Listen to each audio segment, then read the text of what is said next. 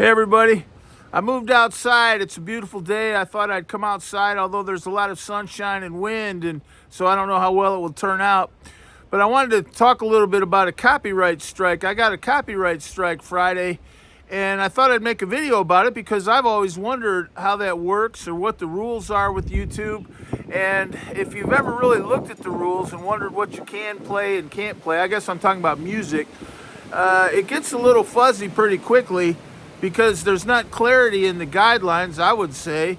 I guess the safest thing to do is just not play anyone's music ever, just play original songs or traditional songs. I do like traditional songs, so you may end up seeing me do a lot more folk music on the channel, less 60s and 70s guitar parts, which I feel really bad about.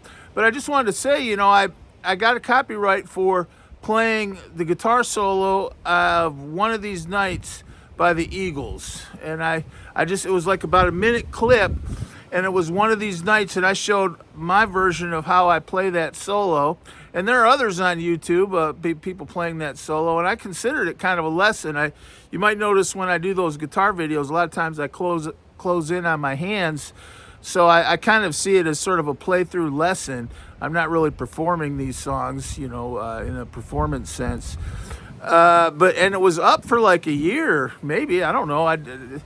But all of a sudden it was just deleted, and I got this red message in my YouTube page saying that there was a copyright strike, and there was an email that I could call about the copyright strike, which was just some contentmusic@gmail.com. It wasn't even like, email the Eagles or Don Henley or Glenn or Don Felder or something. It was just some contentmusic@gmail.com if I wanted to, I guess, dispute the copyright claim. I certainly feel like it was fair use, and I was just showing how to play that. And I actually think that it's just some computer, and they thought I was actually just playing the actual song. Just like actually just use the actual song. I don't know, maybe that's it, because you can certainly see a lot of other people playing that on YouTube, and that's where it gets a little fuzzy to me, because for about the first year doing this, I started this channel during the pandemic, and I never really did any out and out music by other people because everybody was always talking about copyright strikes. I watched Rick Beato talk about copyright strikes, but then I started doing a song or two here and there, Cat Stevens, Jim Croce song, and I thought, these are such great songs. I don't think younger people know these songs like people. I think people our age just figure, well, everybody knows these songs. It's like Happy Birthday or Silent Night or I've Been Working on the Railroad or something, although you'd be surprised how many young people don't know those songs either. But I think a lot of older people just figure everybody knows those songs, but I'm of the opinion that we need to play them a lot and often and in many venues, because those are some of the greatest songs ever written, and we need to share those songs, and especially how to play them. But anyway, for a long time I didn't play any copyrighted music. I really avoided it. I would kind of allude to it, and I would get some backing tracks that had in the style of, and kind of jam on some jam tracks that were inspired by great songs. But I really shied away from just flat out playing songs.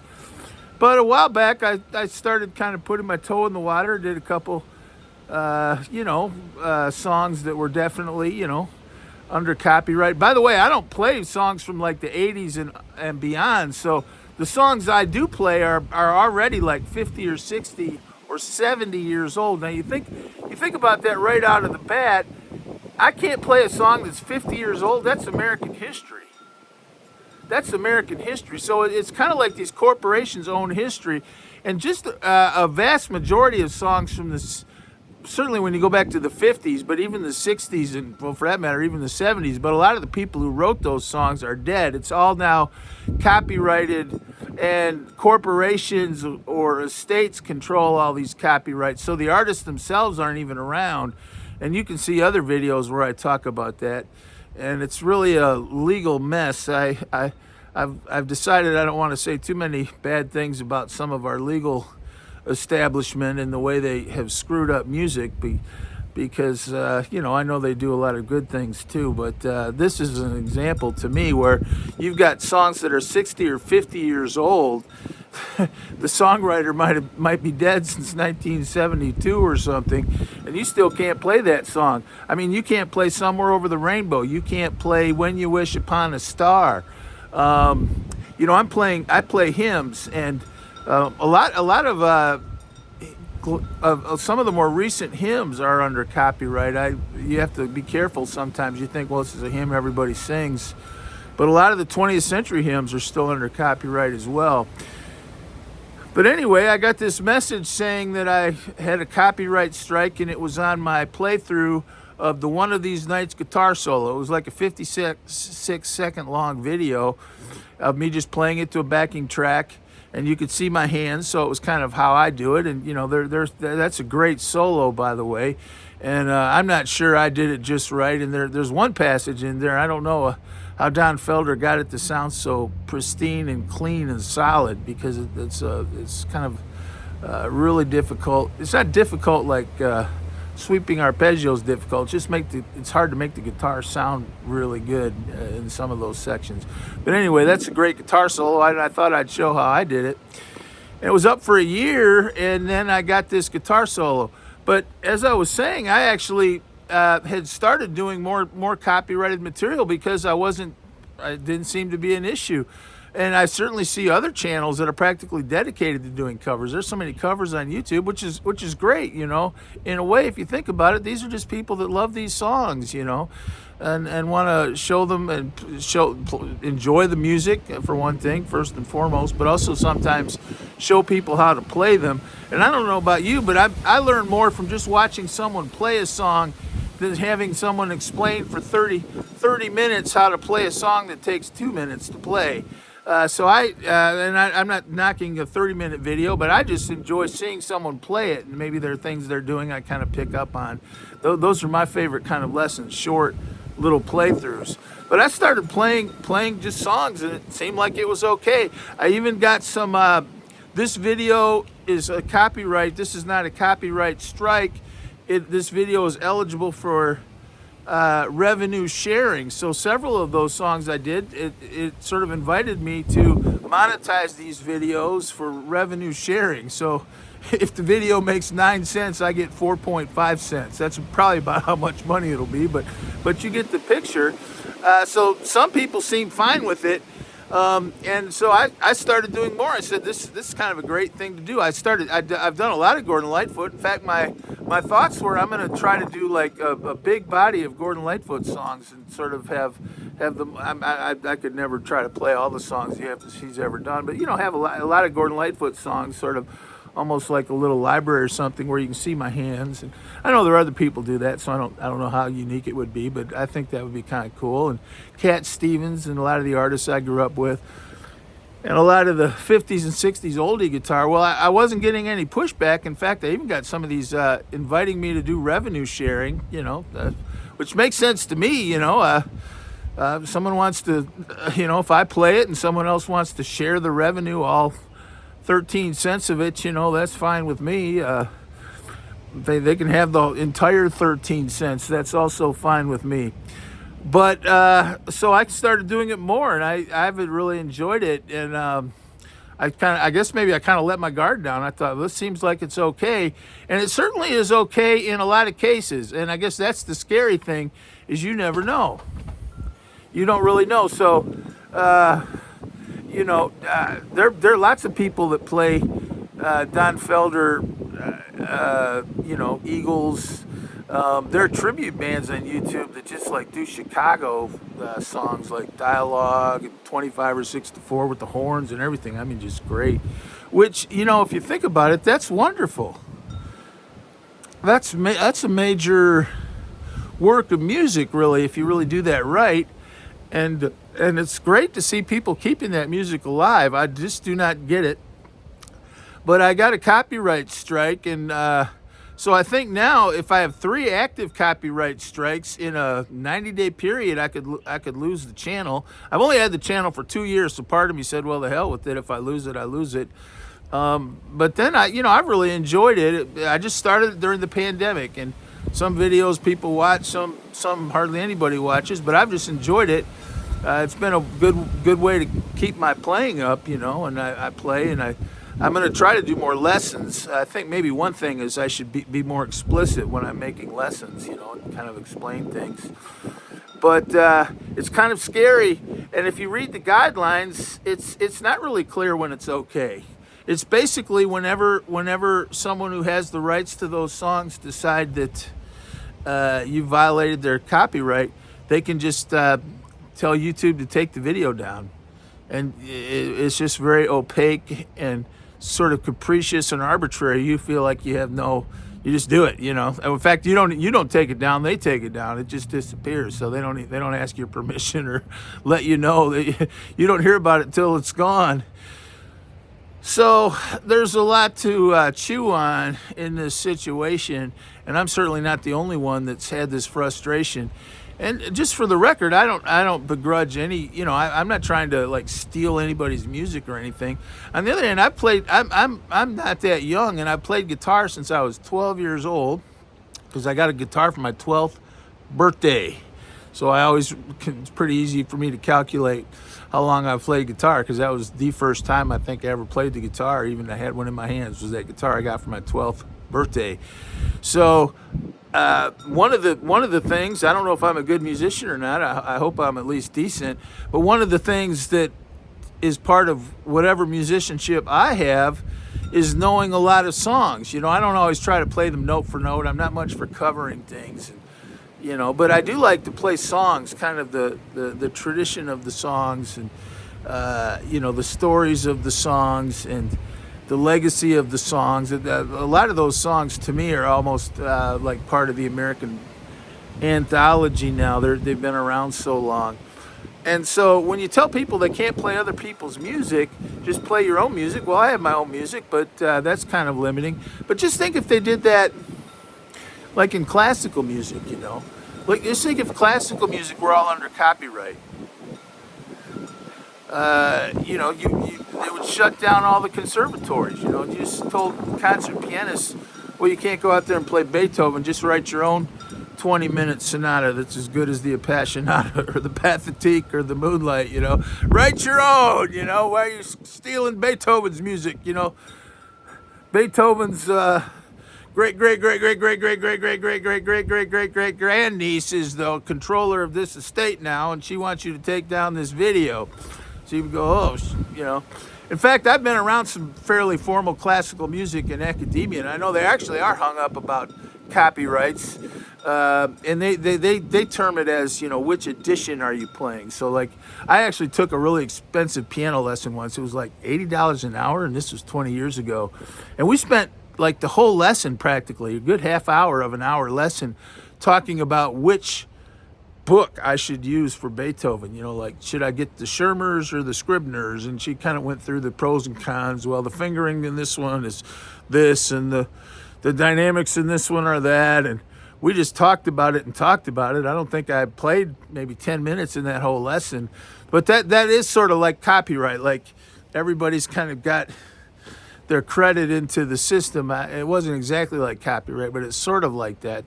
I know when they do classical music, if they don't put down which edition they use, I guess you don't arrange classical music, but things like fingerings or dynamic markings and things like that, I don't know, but it's sort of like everybody wants their cut. Sometimes it seems like you could just simplify it to that level.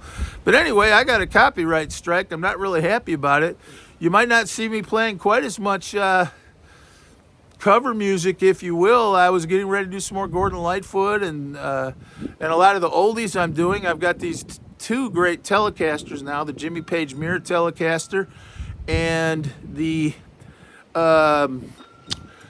Fender Esquire, and they're great for oldies. So I was really looking forward to just sort of highlighting a lot of 50s and 60s music, 50s and 60s music, and I think I still will.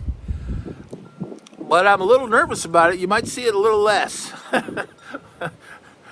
Maybe I'll just do all my own songs. I'm sure people will be thrilled by that. Well, we could listen to Lennon and McCartney or this guy's original songs we've never heard of.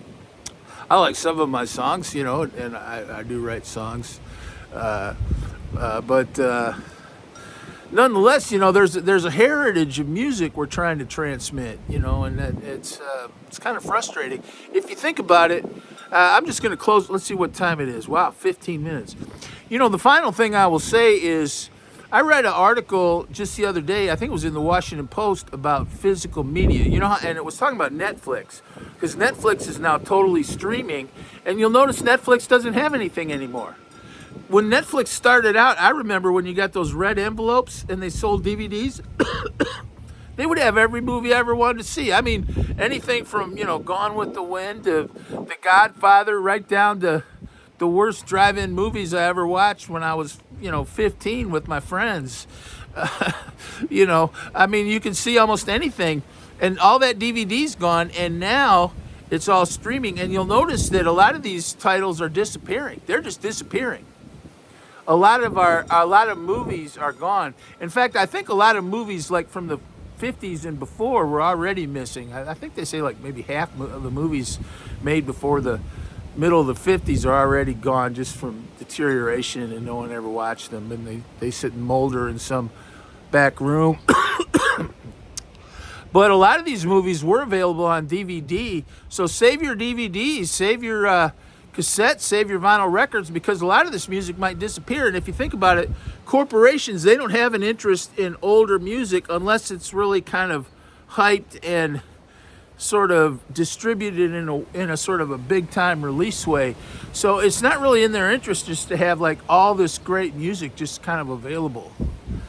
And now they own it all. They own literally like all the music of the 20th century. Like, I think 1922 is the date you can kind of go by, because I know in church music, a hymn written before 1922 is usually public domain, if you will, but hymns from the 30s and 40s, sometimes they'll, I don't know, the copyrights are a little different. It was some church music, or they weren't renewed or something. Sometimes some of the older hymns from the middle of the 20th century will have fallen out of copyright. But anyway, 1922 is usually the date you can kind of go by. But they own all the music. They own 20th century music. They own it. The people that did it are gone, long gone. But they own it, and I don't think that's right. So I'm not going to get on my high horse. I guess I did a bad thing. I don't know. I don't feel like I stole Don Felder's guitar solo. It took me a while to figure out how I did a little of that. I watched some other people who did it as well or better than I did. So, but anyway, I did do it, and it was a guitar lesson to me. But very frustrating in a way. YouTube's a great forum. I mean, I guess the obvious thing would be to say, well, I'm just putting up these videos for free. So, but it is kind of like a highway. It's like I remember in the 90s, they used to use the term information superhighway, and that was what I think in the 90s, I remember that. That's kind of what everybody envisioned, was just all this information was just going to be available at the touch of your fingertips. And somewhere, there used to even be a commercial ever made where this guy goes into some little podunk motel, one of these little, and it was out west, tumbleweeds rolling in the parking lot. And he goes in there and he says, "Do you have any movies?" And this lady said, "We have every movie ever made from the beginning of film available at the touch of a fingertip." And that was the idea of the information superhighway. But somewhere along the way, these corporations got a hold of all the music. I think that's the Digital Millennium Copyright Act, right? Is that the same as the Sonny Bono Act? And Hillary Rosen, who was the big record company executive who sued Napster back then, and then she went on to work for Hillary Clinton. She's not a musician, as far as I know, certainly not known as a musician anyway. Just a lawyer. But we don't have the rule of law, everybody. We have the rule of lawyers. And there's a big hell of a difference between the rule of law and the rule of lawyers. Lawyers are no different than you or I. We have laws. We don't have lawyers that order our society. And to me, this is an example of the rule of lawyers, where they can just keep people from playing music that's beloved by millions, even for free. Just, you're just playing it for free, just for the sheer love of a great song. And they have the ability to do that. That's not the rule of law. That's the rule of lawyers. And there's a hell of a big difference. And the rule of law is good. Rule of lawyers is very different. Where just, you have these corporate lawyers and corporate executives. Some of these corporate lawyers probably charge $2,000 an hour. And they're sitting there, shutting down people on YouTube for, playing a song on an acoustic guitar or something for 3 minutes. It's kind of messed up. But anyway, I got a copyright strike. I'm sort of upset about it, I guess. Other people have said, well, just about everybody gets one sooner or later, but I'm not sure that's true. I bet. But, I was thinking about a lot of the other YouTube channels. They don't play a lot. I know I have this Jimmy Page Mirror Telecaster, and I'll watch it, and I'll notice a lot of these reviews of the Jimmy Page Mirror Telecaster, they won't even play 20 seconds of a Led Zeppelin song. Nothing. And they'll often say, well, I don't want to play good times, bad times, or anything on this. Maybe just a little taste of it they give you here, but they don't play it. So it affects music. You wonder why young people don't know these songs, don't love the guitar. Well, they're not allowed to hear it. Unless it's by an officially corporate, lawyer-sanctioned artist who's gone through all the 90 pages of paperwork in duplicate and triplicate. Thanks. God bless.